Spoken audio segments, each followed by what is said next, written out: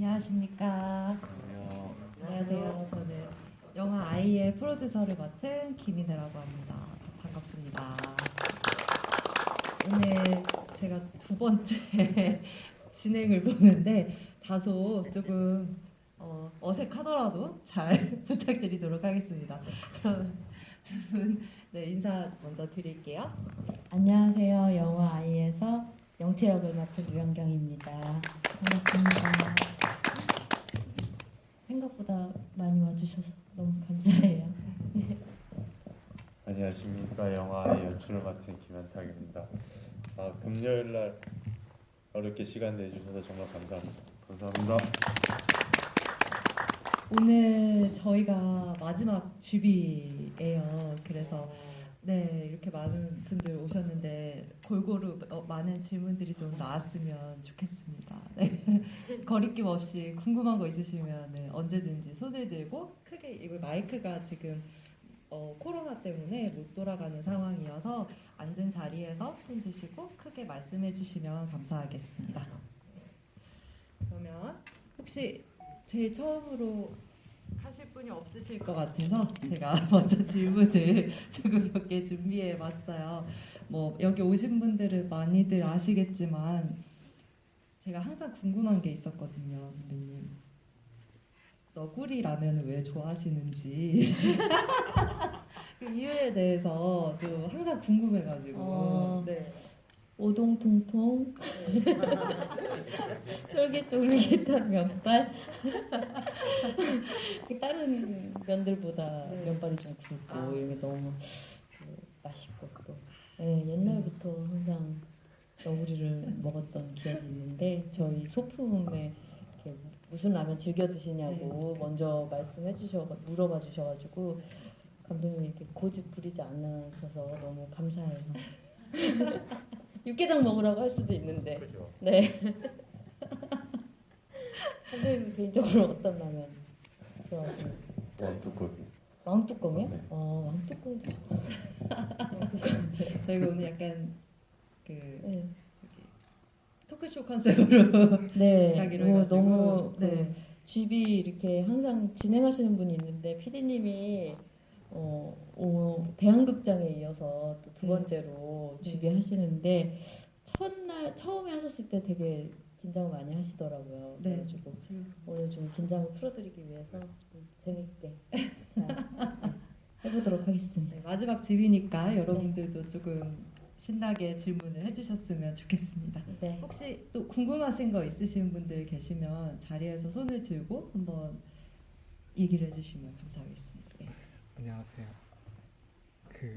제가 그 영화를 보면 중간에 아영이를 영채보다 더 엄마처럼 이제 그렇게 장면이 여러 번 나왔는데 결국에 이제 아이를 팔게 되잖아요. 그 과정에서 영화에서 이제 표면적으로 볼 때는 돈 때문에 파는 것처럼 보여지지만 저는 만난 지 얼마 되지 않은 아영의 모습에 영채가 더 육아에 대한 자신이 없어지기도 하고 그런 모습 때문에 더 그런 방향으로 가지 않았나 생각이 조금 들었어요. 그걸 왜 더 느꼈냐면 마지막 장면에 그 아영이가 아이를 다시 데려왔을 때 사실 돈 때문이면 그 혁이가 다시 돌아온 거를 되게 부담스러워하고 싫어할 수도 있는데 다시 엄마로서의 모습 그런 게 나타나진 것 같아서 그런 생각이 들었었는데 이 그 엄마처럼도 느끼게 찍힌 그게 감독님은 어떻게 표현하신 게 궁금하고 배우님께서는 그 장면을 연기하실 때 어떤 심정으로 연기하셨는지 궁금합니다. 저는 처음에 감독님한테 애를 이렇게 돈 때문에 그렇게 팔 수 있느냐 고 계속 물어봤던 것 같아요. 근데 이제 어쨌든 영채의 그 한 번의 터닝 포인트였던 것 같은데 본인이 다 포기할 정도의 삶을 다 포기하고 그냥 새롭게 살고 싶다, 다 버리고 다시 나아가고 싶다라는 그런 마음이 컸고 어쨌든 빚이라는 게 있으니까 그거에 좀 많이 힘이 들지 않았나 이런 얘기를 많이 했던 것 같고 감독님은 어떻게 생각하세요? 저는 이제 둘 다 맞는 이야기거든요. 결국에는 이 영화를 관통하는 키워드 중에 하나는 애착이 계속 존재를 하는데 혁이가 애착하는 대상이 이제 엄마에서 이제 베이비시터로 가는 거를 보고 영채가 묘한 질투 아닌 질투를 느끼는 장면이 있죠. 그러니까 그렇기도 하고 거기서 자기가 말씀해 주셨던 대로 영채 스스로가 그런 거 아이를 잘 키울 수 있을까에 대한 생각도 들고 영채는 그것뿐만 아니라 이제 방금 얘기해 주셨던 되게 현실적인 측면도 되게 힘듦으로 찾아오고 있는 거고요. 그러니까 뭐 딱히 하나다라고는 할 수 없지만 뭐 그런 것들을 의도해서 이제 아영과 영채 혁이의 애착 대상이 어디로 이동하는지에 대한 거를 의도적으로 좀 넣었던 거기도 하고 그래서 보면 혁이가 이제 우는 걸 달래주는 게 앞에도 나오지만 뒤에 마지막에 노래방에서도 이제 노래 부르기 전에 나오잖아요. 근데 어떻게 달래는가, 어떻게 달래야 하는가 뭐 이런 것도 조금 보여주고 싶었던 것 같기도 해요. 영채가 어떻게든 혁이를 달래보고자 하는 모습을 조금 보여주고 싶었던 것 같고 의도하신 뭐 느끼신 게 맞습니다. 감사합니다.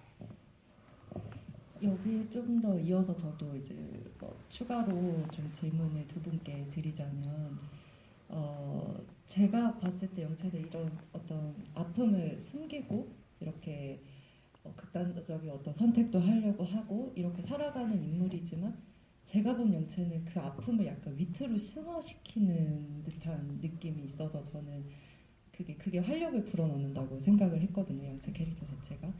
그래서 예를 들면 제가 좋아하는 장면 중에 하나는 그 사고를 겪고 나서도 영채가 낯을 들고 저 대리불러서 가요 하는 게 저는 진짜 재밌게 봤거든요. 그 장면을.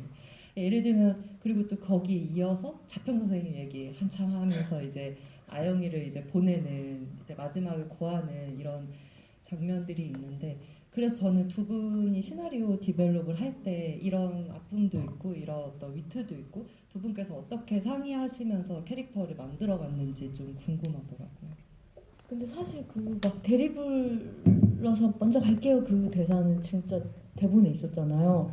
근데 많은 분들이 다 애드립인 줄 아시더라고요. 그래서 기분이 좀 좋았어요. 자평 선생님은 아, 애들이잖아요. 자평 선생님이 실존 인물이시고요. 제가 친한 동생이 제일 사주를 잘 보신다고 얘기를 했던 그분을 제가 꼭 집어서 감독님께 이런 이렇게 자세한 디테일한 선생님 명이 나오면 더 뭔가 재밌으면서 우프지 않을까 이런 얘기를 했었던 것 같고 이미 대본에 그런 영책 이 상황에서도 어쨌든 살아가야 하고 힘든 상황에서도 또 틱틱 말하는 것들이 또 재밌기도 하고 어떻게 보면 좀 쟤 왜 저래 할 수도 있는 부분들이 있어서 그 베이스를 가지고 감독님이랑 얘기를 많이 나눴었는데 그 베이스가 있었기 때문에 또 더 재밌는 것도 나오고 그 폭을 좀 더 넓게 할 수 있는 그런 것들이 생긴 것 같아요. 대사도 그렇고. 네. 뭐 저 캐릭터를 만든 건 개인적으로는 형경 선배님 거의 만들었다고 생각을 하거든요. 저 개인적으로는. 그러니까 똑같은 대사를 어떻게 그 캐릭터 것으로 만드느냐가 이제 배우가 가지는 힘인 것 같은데 선배님이랑 그냥 뭐 이거 리딩이다 이렇게 하면서 했던 게 아니라 얘기하면서 이거 뭐 이렇게 하면서 근데 그런 거에서 배우 이제 캐릭터가 조금씩 결정이 되는 것 같아요. 근데 거기에 선배님 입에서 나오는 영채라는 인물이 같이 얘기하다 보니까 저 머릿속으로 좀 더 그려지는 것 같고 그래서 그런 뭔가 캐릭터를 이런 방향으로 디벨롭 시켜야겠다 이런 것보다는 그냥 대본에 있는 거 가지고 이것저것 얘기하다 보니까 좀 더 자연스럽게 만들어지지 않았나라는 생각을 합니다. 네네 여기 앞에 계시고. 필요한 영화를 만들어 주셔서 너무 감사드리고 저는 이제 개봉하자마자 보고 오늘 보면 네 번째 보거든요. 근데 이제 오늘 집이는 처음이어가지고 너무 이제 떨리는 마음에 근데 또 마지막이라고 하시니까 아 진짜 잘 왔다 싶은데 저는 그래서 이제 그냥 가장 기본적인 질문 먼저 하고 싶은데 감독님께서는 어떤 계기로 이 영화를 처음 만들게 되시게 시작을 하셨는지 저는 그게 너무 궁금하더라고요. 지금 현재 우리 뭐 한국뿐만 아니라 뭐 미혼모나 그다음에 보호 대상 아이 같은 그런 문제들이 세계적으로 이슈화가 많이 되고 있잖아요. 근데 이거 워낙에 또 우리 한국적인 정서에도 맞고 또 현 실태니까 그런 부분에서 더 이제 와 닿았기 때문에 어떤 부분으로 처음 이 계기로 영화를 만들게 되셨는지 그게 너무 궁금했습니다. 이게 제가 시나리오를 되게 많이 쓰고 만약에 영화를 많이 찍었으면 어떤 기획력을 가지고 어떤 기준을 가지고 어떤 영화를 쓰고 했었을 수도 있는데 이 처음 쓴 시나리오였거든요. 비록 방향은 옛날에는 정말 많은 다른 방향이었지만 근데 아마 쓰면서 그 이런 것들을 어떻게 써 나갈까를 많이 찾아가는 과정이 필요했던 것 같고요 저한테. 그래서 결국에는 이제 누군가를 돌봐야 하는 사람들, 이제 돌봄을 받는 사람들, 뭐 어떤 책임 뭐 이런 것들, 부모란 뭐지, 가족이란 뭐지에 대해서 제 개인적인 관심사가 되게 컸었고 이제 자연히 사회적으로 많이 문제가 됐던 것들은 자연스럽게 뒤따라왔던 것 같아요. 그러니까 제가 이거를 이런 사회적인 얘기를 이야기할래 뭐 이런 것보다는 자연스럽게 그것들이 따라왔고 그러다 보니까 좀 이런 형태의 영화가 만들어졌던 것 같은데 저도 조금 왜냐하면 이런 형태로 쓰인 건 되게 오래됐는데 이제 최근에 사회적으로 이슈가 되고 있으니 조금 신기한 것도 있긴 있거든요. 근데 사회적인 걸 이슈 소재를 생각해서 쓴 것도 아니었고 그냥 혼자 돌보는 아이를 혼자 키우는 사람과 이제 그거를 돌봐주는 베이비시터 이게 골자였던 것 같아요. 그냥 애초에 그 편부에 대한 관심이 계속 있었던 것 같고 그런 것 때문에 쓰기 시작했던 것 같습니다. 제일 처음에. 답변이 되셨나요?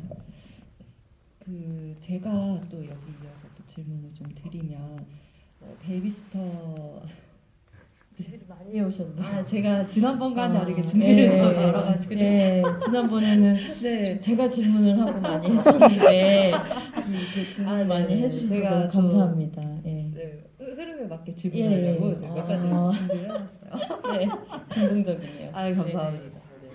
네, 또 여기에 맞춰서 또 궁금한 점을 이제 말씀하신 것처럼 베이비시터와 혼자 아이를 키우는 엄마, 싱글맘의 이야기라고 했고 지금 이제 이 영화로서 저희가 그 보호 종료 청년들과 많은 이야기들을 나눴었잖아요. 근데 반면에 조금 영체 직업 같은 경우에는 지금 저희가 직업 여성으로 표현을 하고 있는데 싱글맘이자 그 직업이 되게 민감하게 다가올 수 있다고는 저희가 기획 단계부터 계속 생각을 해왔었거든요.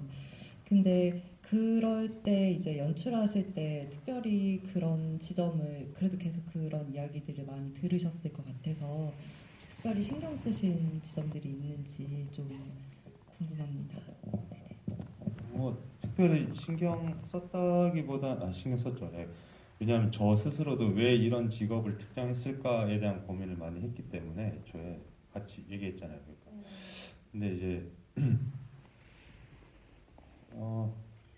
어렸을 때 친했던 친구들의 부모님 직업이 조금 이제 정체의 직업과 동일했던 거 많았죠. 그러니까 그런 친구들이랑 굉장히 많이 어울렸었고 며칠 전에 초등학교 동창이 정말 우연히 연락이 와서 만났는데 제가 친했던 친구들을 얘기를 하면서 이제 그 친구는 좀 알더라고요. 그러니까 거의 제가 할렘가에서 자랐던 것도 알고 뭐 이렇게 하니까 뭐 얘기.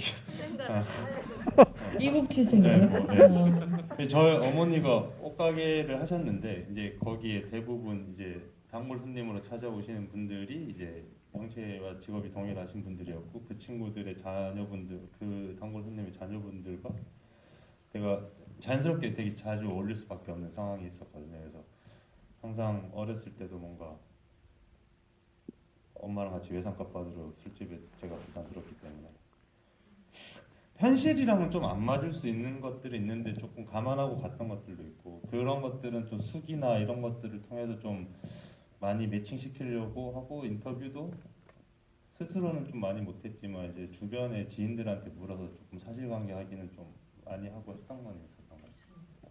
여기 이어서 제가 질문해도 될까요? 저는 이제 그 영화를 찍으면서 보호 종료 아동이나 이런 싱글맘에 대한 이야기를 많이 듣고 또 연기하게 되면서 관심을 많이 가졌거든요. 근데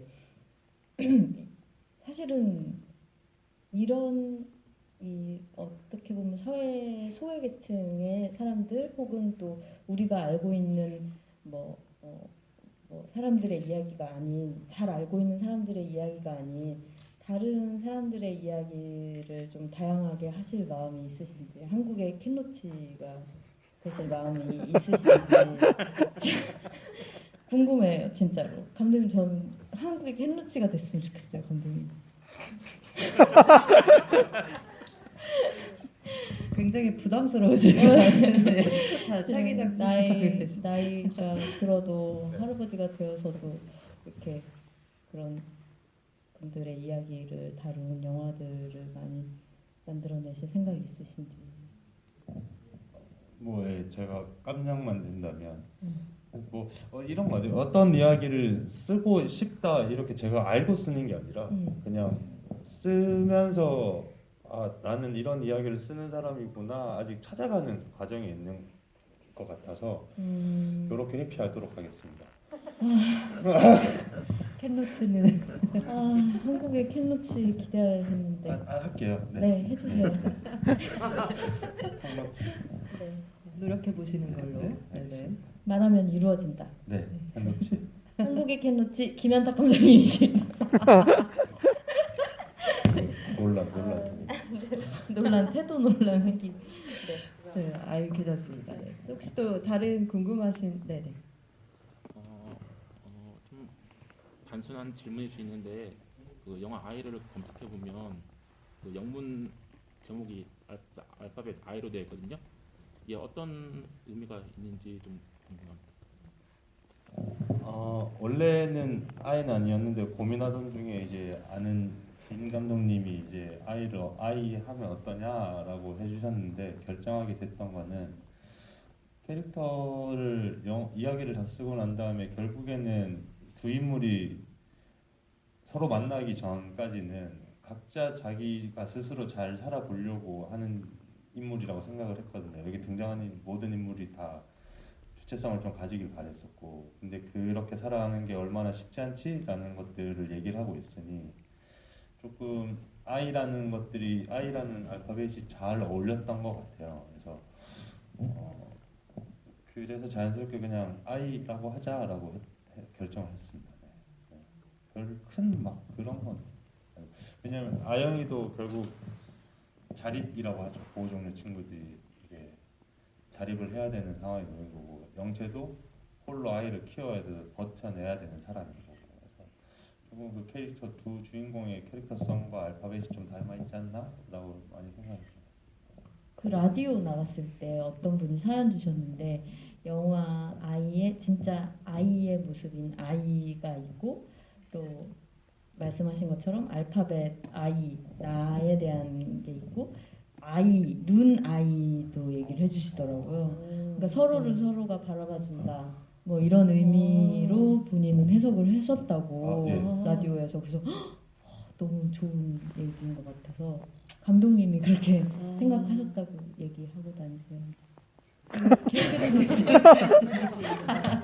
마지막 아닌가? 계속 논란을. 네. 지금 얘기하다 혹시 또 있으실까요? 그러면 네네네. 아까 이제 감독님께 여쭤봤으니까 류현경 배우님께 처음 시나리오 받았을 때 그 느낌과 또 어떻게 선택을 하게 되셨는지 그게 궁금하고요. 그리고 영화에 워낙에 또 명장면들이 많은데 개인적으로 손꼽는 장면 하나 뽑아주시면 감사하겠습니다. 저는 그 처음 시나리오를 봤을 때는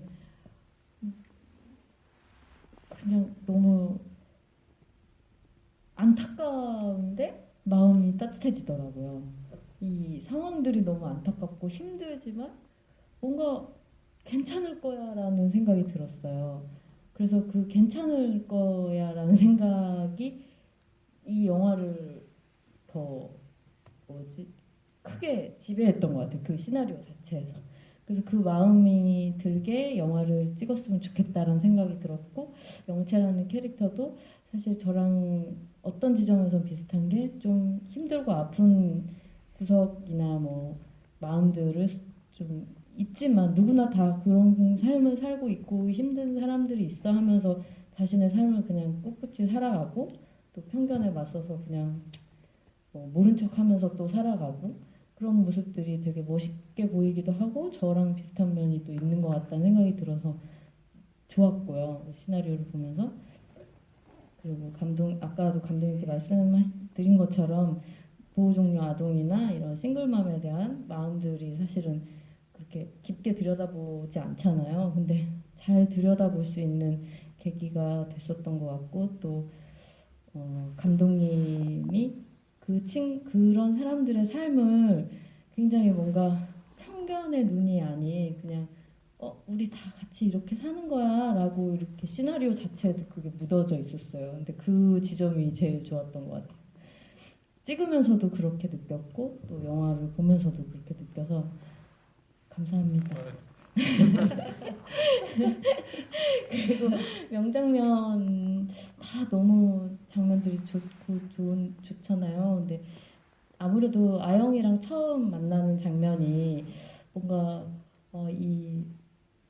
재밌었어요. 저는 그 촬영할 때도 재밌었고 어쨌든 둘의 그 성격을 좀 명확하게 보여줄 수 있는 장면이어서 약간 명장면이라고 생각이 들었어요.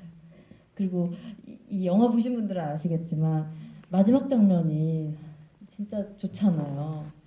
너무 좋아서 다시 보기로 돌려보고 싶은 장면이 아닐까 생각이 듭니다. 네. 마지막 장면 하니까 또 저희가 언니 도와줄게요라고 하는 그 부분에서 촬영할 때 좀 막 우는 스태프들도 있었고 막 이랬던 기억이 나거든요. 혹시 그때 좀 생각나시는 에피소드 촬영할 때 뭐 이런 그 엔딩 장면 찍을 때 그때 몇 번 찍었던 것 같아요. 그 혁이가 너무 많이 울어갖고 제가 울면 같이 울어서 근데 그냥 감독님이 오케이 하고 넘어갔는데 차라리 아이가 잘 때 살짝 안고 있어서 하면 어떻겠냐. 근데 너무 잘 자고 있더라고요. 제가 자고 있는 자고 네. 있는 거였어요. 그래서 그때 너무 잘 자고 있는데 그 안았을 때 잘 자고 있는 게 또 그렇게 슬프더라고요. 그래서 그때 막 많이 울고 감독님도 다른 스태프분들도 되게 많이 울고 좋아하셨는데 저는 왠지 항상 그런 장면을 찍을 때 뭔가 부끄러워요. 끝나고 왜요? 그냥 빨리 다음 거 찍자 이렇게 돼요. 그냥 이거를 그러니까 이 여운을 젖어 있는 그런 느낌이 아니라 이 여운에 우리가 같이 그래 막 이런 게 아니라 그냥 끝나고 빨리 다음 거 찍자 이렇게 되는 것 같아요. 그래서 감독님이랑 PD님이 밖에서 이렇게 막 이러고 계셨는데 다음 거 내가 이랬었던 것 같아요. 맞아요. 빨리 찍자 이러면서 근데 그게 뭔가 일부러 그렇게 되는 것 같아요. 제가 너무 좋았지 너무 슬펐어 막 이렇게 젖어 있기가 민망하달까? 예.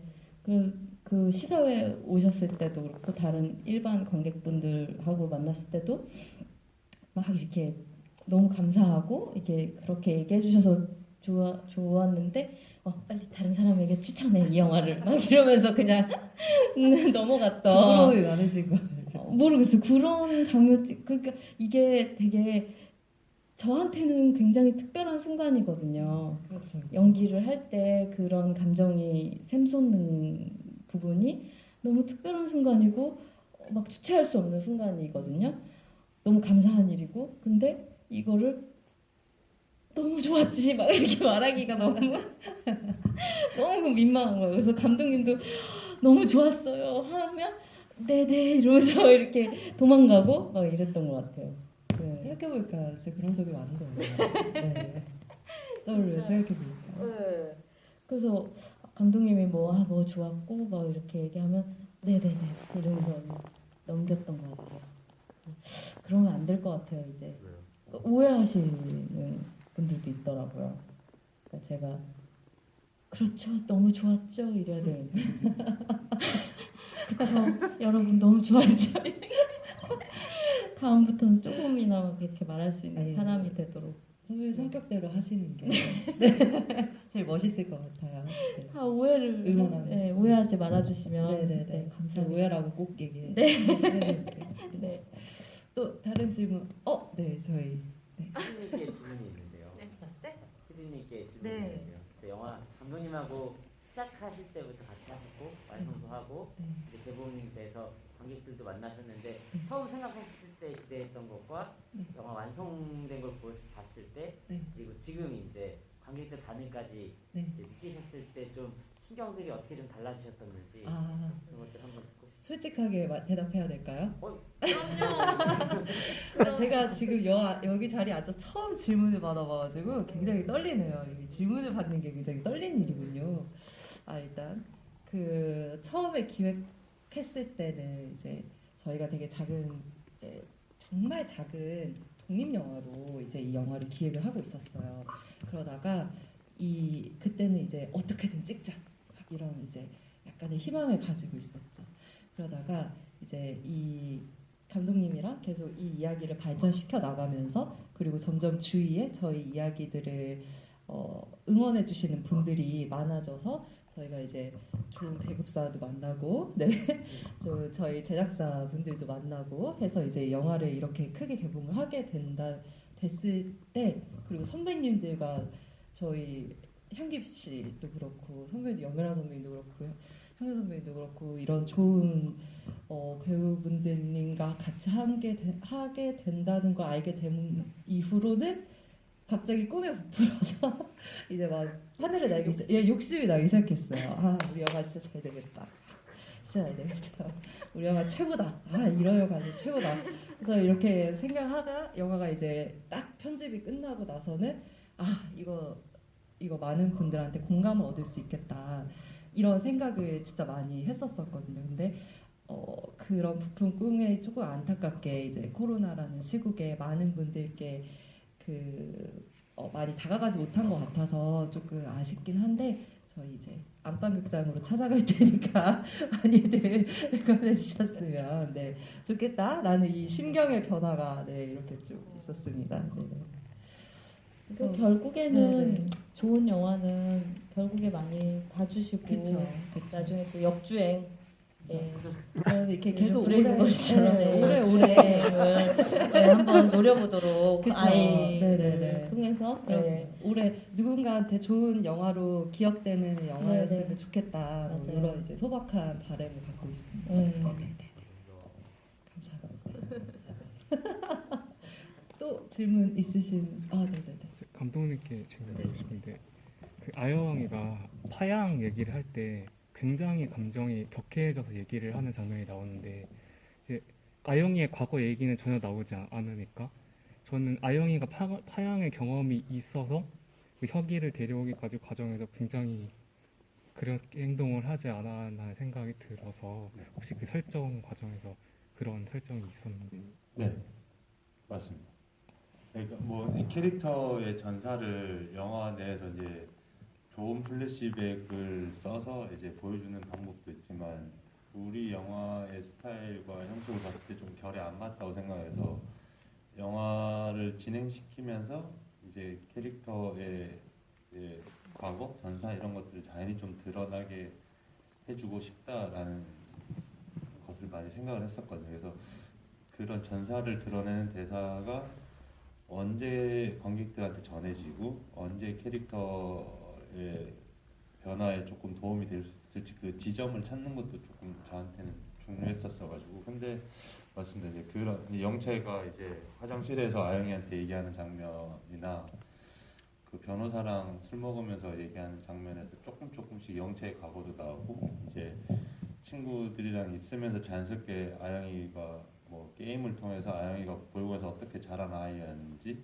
그럼에도 아영이는 어떤 아픔이 있었는지, 뭐 이런 파양, 그런 순간에 나오는 대사들로 조금 주인공을 조금 자연스럽게 설명해 주려고 했던 것 같습니다.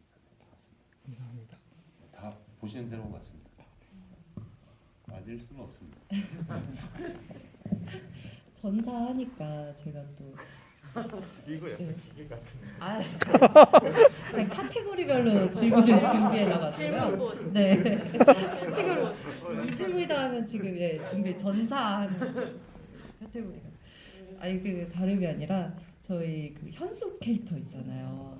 저희 영화에 유일하게 이제 악당 역할로 나오는 현숙. 근데 저희 영화에는 많은 분들이 또 다른 집이 다니다 보면 이제 이런 얘기를 많이 해주시는데 영화에 절대 악이 없다, 악이 없다, 이런 안타고니스트가 없다 이런 얘기를 되게 많이 안타고니스트 역할을 하는 사람은 있지만 이제 절대적인 악은 없다 이런 얘기를 해주시고 그리고 미장센으로도 현숙이의 어떤 것들을 설명을 해 놓으셨잖아요. 그래서 혹시 그렇게 설정한 이유가 따로 있으실지 궁금해하실 것 같아가지고 현숙이 캐릭터에 대한 전사도 조금 궁금하실 것 같고 해서 그리고 그 현숙 그 집 나오는 장면에 원래 대본에는 아이 그 갓난 아이들이 엄청 많은 한 집에 모여 있는 그 곳에 이제 아영이 가서 혁이만 데리고 오면서 둘이 싸운다 이렇게 이 막 서로 몸싸움을 한다 였었잖아요 시나리오에. 그쵸. 그랬었거든요. 그래서 근데 그게 어떤 과정을 통해서 바뀌게 됐는지도 좀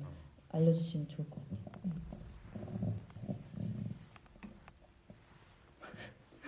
일단 먼저 선배님 질문에 답변을 드리자면 조금 그 현수 보통 브로커의 가정에서 아이를 어느 정도 입양을 할 아이들을 두고 있지라는 설정이 아영이한테 영향을 좀 많이 끼치게 되더라고요. 과연 혁이만 구해오는 아영이가 될 것인지 거기 있는 아이들을 다 거기서 데리고 와야 되는 상황인지 아영이는 어떤 선택을 하는 게 영화의 어떤 결론으로 도달하는지가 좀 달라질 수 있기 때문에 조금 영화에서 집중해야 될 대상이 결국 현숙과 아영, 그럼 아영과 혁이 이런 관계성들이 존재했기 때문에 좀 더 그 외적으로 많이 존재하는 아이들이 비주얼적으로 조금은 효과적일 수는 있지만 그게 영화적으로 어떤 되게 조금 안 좋을 것 같더라고요. 그래서 조금 이제 현숙과 아영과 혁이의 관계성에 좀 집중을 하고 싶어서 세팅을 그렇게 했던 것도 있고 그리고 안타고니스트를 잘 만들면 좋죠. 잘 만들면 좋은데 그 현숙이라는 캐릭터를 설명해 줄 필요가 있다고 생각을 했었어요. 이 사람 왜 어떤 사람이고 이제 우리가 아영과 영채만 따라가다 보니까 현숙을 제대로 보여줄 수가 없었던 거예요. 근데 그렇게만 돼버리면 그 현숙에 대한 가치관들이 설명이 안 되기 때문에 이 사람은 어떤 사람이고 어떤 배경에 있는 사람이고 왜 이런 선택을 했는지를 조금이라도 간접적으로 보여주려면 아영이 현숙의 집으로 가야 되는 상황이 필요했고 그러면 현숙의 집은 어떤 공간일까에 대한 세팅이 필요했기 때문에 거기 안에서 현숙의 캐릭터를 보여줄 수 있는 미장센들을 많이 생각을 했던 것 같아요. 그래서 누군가를 돌봐야 되는 사람이고 누군가를 떠내보낸 경험이 있는 사람이고 이런 것들을 간접적으로 조금 극중 흐름에 자연스럽게 보여주도록 노력을 했는 건데 뭐 효과적이었는지 안 효과적인지 잘 모르겠으나 그러려고 했던 것 같습니다. 혹시 또 질문 있으신 분들 저희 마지막 집이니까 궁금하신 거 계속 말씀해 주셔도 괜찮습니다. 네네네. 괜찮습니다. 끝까지. 이거 저만 질문하는 것 같아가지고. 괜찮습니다. 계속 해주세요. 네. 그 혁이가 제가 보는 게 맞다면 그 조금 후반에 다른 아이로 살짝 인물이 좀 바뀌어 있더라고요. 그래서 이제 캐릭터를 검색을 해보니까 지한 지훈이라고 따로 돼 있던데 쌍둥이인가요? 네, 쌍둥이입니다. 네.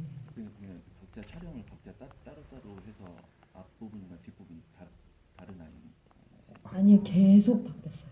계속 바뀌었습니다. 네, 지훈이 지한이의 그 상태에 막 컨디션에 맞게 지금 컷에도 나눠져 있는 거예요. 아마 그럴 수도 있어요. 그거를 찾아내셨으면 정말 눈썰미가 너무 좋으신 거.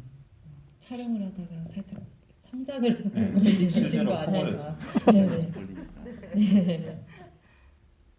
맞아요. 지안이하고 지훈이 캐스팅할 때도 저희가 이제 아이들을 많이 봤었었거든요. 많이 이제 리스트를 봤었었는데 이제 촬영 여건상도 그렇고 이제 좋은 부모님을 만나게 돼서 쌍둥이를 저희가 이제 캐스팅을 하게 됐어요. 그래서 운 좋게 저희가 그 친구들과 부모님 만나게 돼가지고 네, 쌍둥이로 촬영을 했습니다. 지훈이 지안이 이 혁이 캐릭터로 나왔잖아요. 근데 그 논란이 또 있더라고요. 제가 이제 그 영양이 부족해서 저 아이가 되게 힘들다라는 씬이 있는데 엄청 몸이 튼튼해가지고 아이들이 도대체 이게 말이 되냐 이러면서 또 얘기를 하시는 분들 영양 논란이 네. 있었는데 네네네. 허벅지 논란, 네. 다리 상태 튼실하고 논란. 네. 해가지고 이런 게 예, 있었나 봐요. 그랬는데 뭐 어쩔 수 없이 그거는 이제 예, 영화적 혈정으로 예, 그렇게 해야 네, 되는데 네, 그렇죠. 다시 한번 네. 아 여기 캐스팅 얘기하다 보니까 저희 그 이제 민지랑 경수 같은 이제 다른 캐릭터 저희가 이제 되게 좋은 단역 배우분들 캐릭터 강기루 배우도 지금 정말 먼 곳 주연하시는 분도 그렇고 이제 여러 좋은 배우분들이 많이 나오는데 이제 캐스팅할 때 이제 좀 중점을 두었던 감독님께서 생각하셨던 그런 어떤 기준이 있으실지가 좀 궁금하더라고요. 그런 기준은 그렇게 안 정하는 것 같은데 항상 뭐 이 역할에 이런 사람이 꼭 해야 돼라는 거 자체가 저는 별로 없어서 그냥 그럼 이제 약간 네. 느낌으로 하시는 거예요? 이런 느낌? 캐스팅 아니요, 이렇게. 피디님은 아실 텐데 엄청 캐스팅 때문에 저랑 아 같이 저는 지금 얘기하고 사회를 보는 게 모른 척 이제 아. 그런 네. 기준이 있으실지. 아니, 네. 그런 건 없는 것 같아요. 이제 오디션 영상을 그래서 캐스팅 디렉터님도 이제 되게 힘드셨었는데 저 같은 경우에는 이 사람은 키가 커야 되고 뭐 이런 외적 조건을 별로 안 두는 스타일이라서 그래서 뭔가 예, 캐스팅 디렉터님도 거기 이제 어떤 보통 이제 카테고리별로 분류를 하게 되거든요. 이제 보통 오디션이나 이제 할 때 이런 캐릭터는 어떤 캐릭터 흔히들 생각하는 걸로 하는데 저 그런 거 안 할래요. 그래서 보통 그래서 저희 이제 그 친구 역할을 한꺼번에 다 왔던 것 같아요. 그러니까 이 역할에 이 사람 이렇게 본 게 아니라 이 친구 역할을 전체적으로 다 봤고 제가 배치를 했던 것 같아요. 아, 요런 친구들 보통 사람이란 게 저는 이 자리에서 이런 사람이지만 제 어떤 A 집단에 가면 제 캐릭터가 나오기 마련이잖아요. 그래서 거기선 어떤 캐릭터를 보여주는 김현탁이 있는 거고 또 다른 데 가면 또 그 균형을 맞춘다고 생각을 하거든요. 집단 내에서 캐릭터 균형감을 맞춘다고 생각을 하는데 인간들도 똑같이 그래서 여러 명의 사람들을 보고 이제 그 안에 이러이러한 사람들을 조금 맞추는 것 같아요. 이제 조합들을 이제 그렇게 캐스팅을 했던 것 같습니다. 역시 캐스팅도 편견하지 않고 편견 없는. 네, 편견 없는 시선으로 배우들을 바라봐주는 한국의 피누치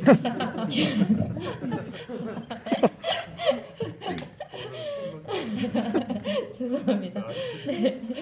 그러면은 저는 궁금한 게 있는데 그러면 혹시 배우들이 오디션 영상 보잖아요, 감독님들이 보면 뭔가 어떤 그냥 느낌이 좋은 사람을 캐스팅하는 건가요? 아니면 뭔가 잘한다라는 기준을 두고 하는 그 어떤 포인트가 있을 것 같은데 감독님들이 봤을 때 오디션 영상을 봤을 때 근데 보면 두 개가 같이 딱 보이는 어. 거 거의 이제 거의 비슷한 것 같아요. 사람들 이제 저도 이제 연기도 잘하고 느낌도 좋다 이런 게 딱 한 예, 번에 예. 근데 진짜 아쉽게 뭔가 나이 때문에 예. 뭔가 그런 것도 있었는데 뭐 저도 제 또래 치고는 되게 노안이라서 사람들이 실례지만 나이가 어떻게 되시죠? 네, 37. 네. 뭐 굳이 그런 관객분들이 보였을 때 그게 몰입이 안 될 정도만 아니면 이제 그 허용을 하는 입장이기도 하고 그래서 네, 그 같이 오는 것 같아요. 그래서 피디님이랑 때로는 좀 다를 때가 있어서 엄청 많이 이제 싸웠죠. 아, 네, 두 분은 많이 싸우시는 분들이 있어가지고 싸웠다라기보다는 네. 토론을 네. 좀 격하게 했다. 네, 이 정도로 싸우지는 않고요. 지금도 약간 앙금이 남아 있으신가요? 아니, 저는 진짜 확실히 말씀 피디님 아니었으면 영화가 안 만들어졌을 거라고 생각을 해서 감사합니다. 네. 훈훈하게 훈훈하게 마무리를 하면서 이제 마지막 질문을 좀 받아보고 저희 마무리할까 싶은데요. 혹시 네. 네. 일단 영화 너무 잘 봤고요. 예. 저는 사실 궁금한 게 그 아영이가 느끼는 그 감정이 현실적으로 저럴 수 있나? 라는 생각을 많이 했거든요. 저게 과연 현실적으로 가능할까? 그러니까 그 영채가 고소했잖아요. 본인이 직접 했는데도 불구하고 고소해서 변호사까지 써서 그렇게 했는데 결국에는 그게 혁이 때문인지 뭐 때문인지 간에 결국에는 도와준다고 하고 그렇게 계속 뭐 아이에게 집착하는 그 모습이 그 한 20대 그 초반의 그 소녀가 그렇게 당하고 나서 그렇게 현실적으로 그런 마음이 들 수 있을까? 이게 이제 첫 번째 드는 질문이었고요. 두 번째는 그 감독님께서 그 영화 내에 뭐 우리나라 그 뭐 복지제도 중에서 약간 부조리한 측면들을 한 3가지 정도 저는 봤다고 생각해요.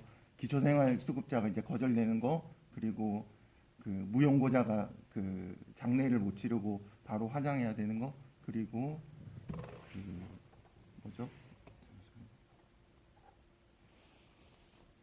그 출생 신고를 하지 못하는 그 부분도 아마 조금씩 넣어놓은 것 같은데 출생 신고나 그 기초생활수급자는 알겠는데 무용고자를 장례를 못 치르고 바로 화장하는 그 장면과 스토리는 영화상에서 어떤 의미로 집어넣으셨는지 그게 좀 궁금합니다. 감사합니다. 아영한테 가족이란 존재가 어떤 걸까라고 생각을 했을 때 아영이한테 가족이란 거는 제가 생각했을 때는 같이 자랐던 친구들이라고 생각을 했거든요. 서로 의지하면서 보육원 안에서 시설 안에서 같이 자라왔던 친구들인데 그 친구들을 떠나 보냈을 때 이게 가족일 수가 있는가라는 질문이 있었던 것 같아요. 그러니까 그 가족이 자기가 생각했던 가족이 떠나갈 때 아무것도 할 수 없는 무기력함을 느낄 때 아영이 느끼는 상실감 같은 게 굉장히 컸을 거라고 생각을 했고 그런 이야기 주제적인 측면에서는 아영한테 가족의 존재가 뭔지에 대해서 얘기를 하고 싶었던 것 같고요. 그건 우리한테 가족이란 존재가 뭔지 좀 궁금했던 것 같기도 하고 나아가서는 이제 보호 종료 친구들 중에 이제 안 좋은 선택을 한 친구들이 꽤 많다고 알고 있거든요. 그래서 이 친구들의 이야기를 하는데 그런 순간은 영화에서 언급을 할 필요는 있겠다라고 생각을 했었고 그래서 그런 2가지 측면에 맞물려서 그 시퀀스에 들어갔었고 그 다음에 그 아영이가 최종적으로 하는 선택이 조금 비현실적이긴 하죠. 저도 그거에 대해서 많이 그 결론에 대해서 정말 많이 고민을 했고 그래서 심지어 영채가 이런 대사를 미쳤냐? 너네 우리 둘 다 망하려고 그렇게 얘기를 하는 거죠. 누구나 다 알고 있고 그게 감정적인 말일 수도 있죠. 그러니까 내가 정말 어떻게 너를 구체적으로 끝까지 책임질래? 라는 게 아니라 그냥 감정적으로 도와줄 수 있다. 도와주고 싶다. 당신한테 손을 내밀고 싶고 도와주고 싶다. 이렇게 떠나보내는 건 아니지 않냐. 불법 사양이잖아요. 불법 위반이잖아요. 그래서 근데 그 영화의 결론이 걸어가는 3명의 모습으로 끝내는 것도 제 나름은 저들이 어떻게 살까에 대한 궁금증을 남겨두고는 싶었어요. 그러니까 잘 살 수도 있는 거고 감정적으로 내가 돌봐줄게라고 했지만 못 돌볼 수도 있는 거죠.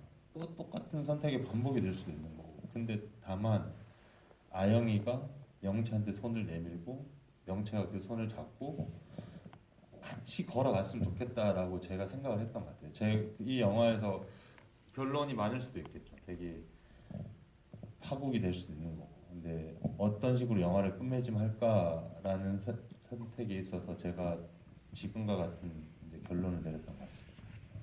그런 정서가 관객들에게 그 공감이 될 거라고 그러면은 생각하고 그렇게 찍으셨다는 거잖아요. 영화를 찍을 때 관객들한테 공감을 받아야 되는 것도 정말 많이 생각해야 될 부분이긴 한데 궁극적으로 영화를 만드는 제 나름의 이유는 제가 하고자 하는 말을 어떻게 잘 표현할 수 있을까, 이야기 안에서 잘 할 수 있을까. 적어도 이 영화는 그랬던 것 같거든요. 그래서 제 스스로도 딜레마가 많았어요. 아, 너무 같지 않냐? 너무 네가 하고 싶은 말을 너무 마지막에 환상처럼 늘어놓는 거 아니야? 그러면 어떻게 결론을 내야 될까? 뭐 이런 제 나름의 고민도 많았던 것 같습니다. 이제 그 아영이의 선택들이 아영이가 겪어왔던 그 파양과 입양을 과정을 거쳤고 가족 같은 경수의 죽음도 있었고 또 이제 혁이 자기가 마음을 줬던 아기가 또 다시 그런 자기와 같은 일을 겪지 않게 하기 위해 그런 고소 같은 것도 무릅쓰고 이제 언니에게 손을 내민다라는 이런 선택을 하지 않았을까라는 생각을 저는 했습니다. 네. 혹시 또 마지막으로 마지막 질문 제가 받았죠. 마지막으로 죄송합니다. 네, 마지막으로 이제 두 분 뭐 향후 뭐 계획이나 아니면 뭐 마지막 인사 정도 나누고 저희 마무리하도록 하겠습니다. 향후 계획은 다시 이제 현실로 돌아서 열심히 글을 쓰는 거고 이제 영화를 찍으려고 많은 노력을 해야 되는 거. 네, 뭐 영화를 또 찍기 위해서 열심히 글을 쓰는 게 제 계획이고요. 잘 쓰는 게 계획이고. 그리고 마지막 지부인데 재밌게 잘 끝낼 수 있었던 것 같아서 너무 감사드립니다. 여기 오신 분들한테. 네, 감사합니다. 저도 열심히 또 다른 좋은 작품에서 연기할 거고요. 그리고 코로나가 사라진 극장에서 또 아이가 재개봉했으면 좋겠습니다. 역주행. 감사합니다. 오늘 늦은 시간까지 이렇게 자리해주신 많은 분들께 너무너무 감사드리고요. 저희 마지막 쥐비 함께 해주셔서 너무 또 한 번 감사드립니다. 가시는 길 조심히 돌아가세요. 감사합니다.